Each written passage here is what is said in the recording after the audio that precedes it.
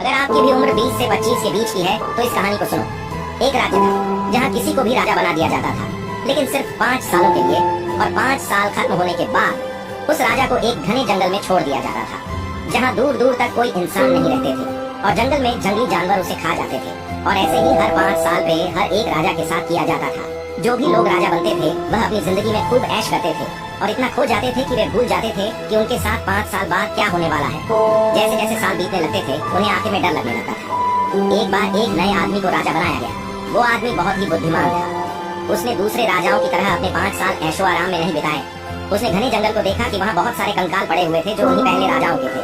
उसने बाहर से कुछ मजदूरों को बुलाया और उस घने जंगल के पेड़ को कटवाने में लगा दिया और सारे जंगली जानवरों को पकड़वा कर उन्हें दूसरे जंगल में छुड़वा दिया। उसने 3 साल के अंदर उस घने जंगल को एक खुले मैदान जैसा बना दिया और बचे हुए 2 साल के अंदर उस जमीन पर गरीब लोगों को घर बनवा कर दिए और अपने लिए एक महल भी बनवाया।